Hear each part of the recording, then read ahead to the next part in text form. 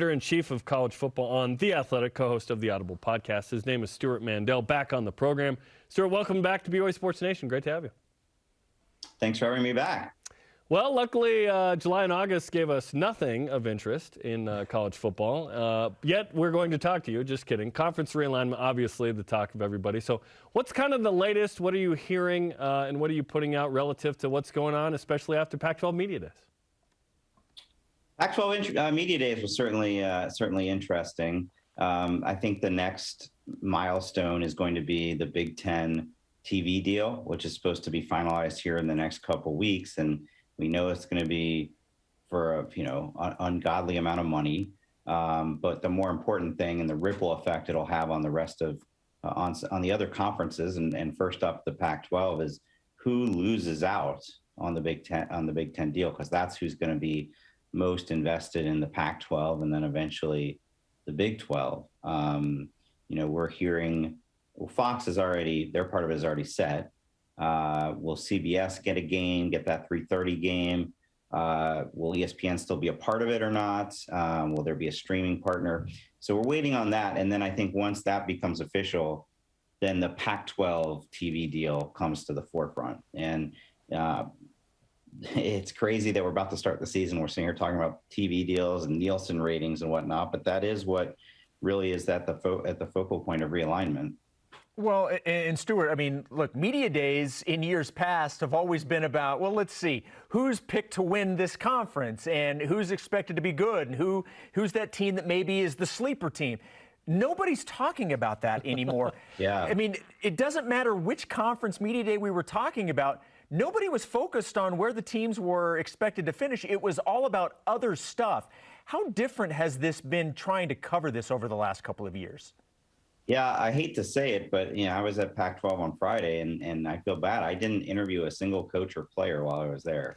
I didn't. I was spent the entire time focused on what happens next for the Pac-12, and I wasn't at any others this year. Certainly my colleagues were, but I think it was similar. Now, I think that's a shame for the athletes. They're not making realignment decisions. They're not even going to be playing in whatever configuration of these new conference lineups are. This is their chance to be in the spotlight. But hey, that's the people in power are the ones that created this dynamic. The Big Ten making this move that they did.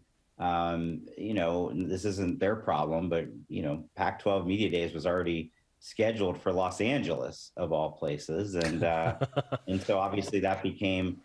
I mean, I was focused more on what's the next step, but there were obviously a lot of LA media there that were focused on USC and UCLA. So just either being there or watching from afar, I think the commissioners who each give their kind of State of the Union address have gotten way more attention. What they've said has gotten the lion's share of attention rather than the coaches and the players.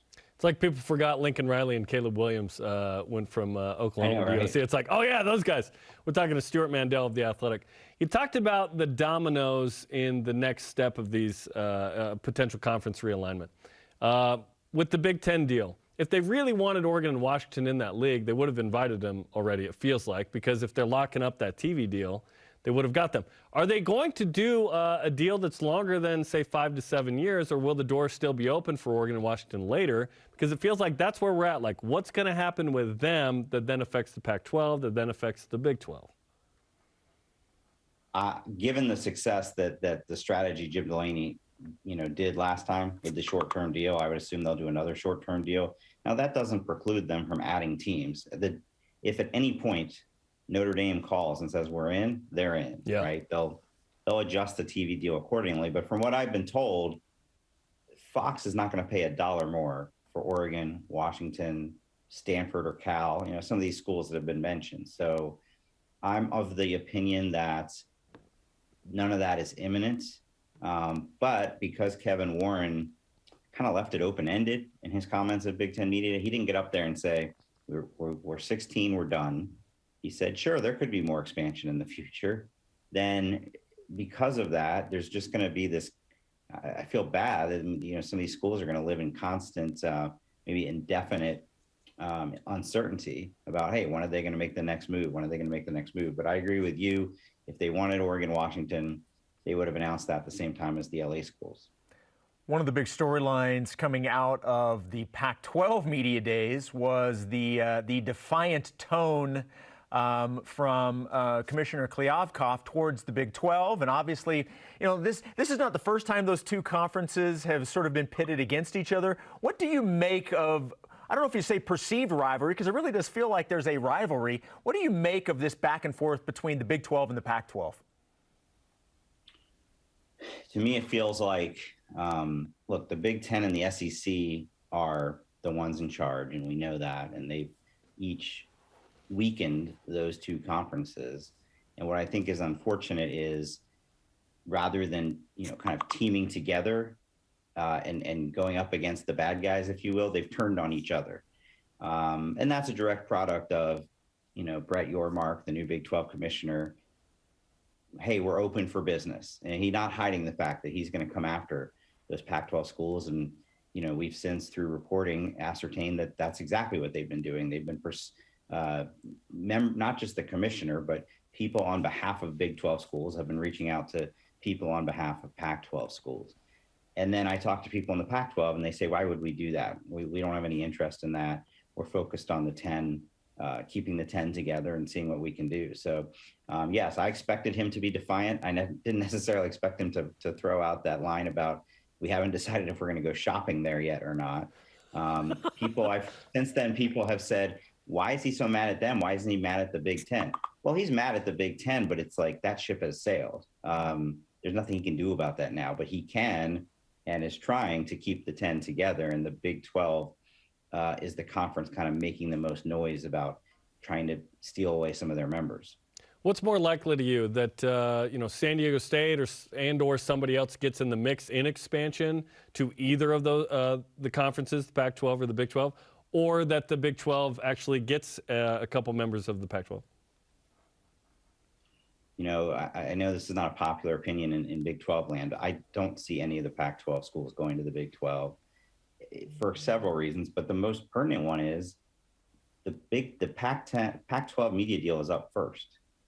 So for them to go to the Big 12, they would have to do so kind of on blind faith.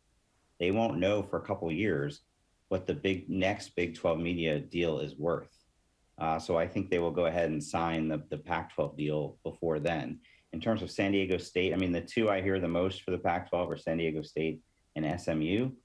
But it's not obvious that they would necessarily raise their media value. And obviously, this is going to be a smaller contract to begin with than what they would have hoped for with USC and UCLA. And I don't think they're going to knowingly cause their own share to go from 10 to 12. So the more likely thing to me, but it's still not very likely, is that the Pac-12 makes another run at a couple of the Big 12 schools. But even that, I'm talking 5%, 10% chance. That's if the Pac-12 is even interested in going back down that road. You know, Stewart, it's interesting because in terms of the G5, now that BYU and the other schools that are joining the Big 12 are into that P5 level, you know, San Diego State really is that school that gets talked about as making the next jump. The other school that you would think would be on the same plane but isn't being talked about is Boise State. Is Boise, I mean, they're in real trouble right now, aren't they, in terms of like a step up to somewhere else? I don't see either of the two conferences, at least for right now, you know, looking at Boise State, and I'm wondering from their perspective if they're looking around and going, man, what in the world do we have to do? Yeah, and look, the part I hate about realignment is talking about academics. What do I know? I'm sure you can get a perfectly good education at Boise State, just like you can at a lot of places. So I want to make clear, this is not my personal opinion, but I've always heard that both of those leagues don't think Boise State is good enough academically. Take that for what it's worth. There was a time before Texas and Oklahoma that, do you remember, I think it was 2020, that somebody did a public records request, and there were emails from Brian Harsin, coach at Boise State at the time, to his own AD and president, begging them to get them out of the Mountain West. And the main opportunity at that time was to go to the AAC. That didn't happen, and now the AAC is not, it's kind of a shell of what it would have been after losing the programs it did to the Big 12. So, no, I think Boise State's best option is still in the Mountain West, and they've got to kind of hope that the Pac-12 doesn't step in and take some of the top programs from the Mountain West. Ryan Harsin got out. He just got out to the tune of many millions of dollars at Auburn. So that's where he got it. We're talking to Stewart Mandel of The Athletic.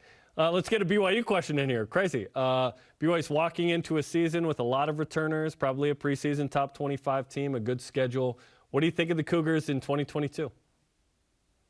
Yeah, it's interesting. Last year, when they weren't bringing many people back, expectations were very low and they greatly exceeded them. Now they do have a lot of guys coming back, and the expectations are going to be higher. And can they live up to them? And I certainly think it starts with Jaron Hall. Having an experienced, talented quarterback like that, arguably the most important factor. I'm interested to see what they do at running back. I'm really familiar with Christopher Brooks, formerly Christopher Brown, because I'm here in the Bay Area, and I think he's really talented.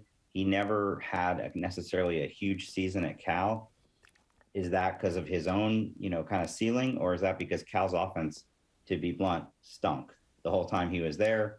And didn't necessarily help do him any favors. So the fact that Kalani Sitake has said that he's probably their number one running back, that's something that really interests me to see what kind of production he can have playing in a better offense.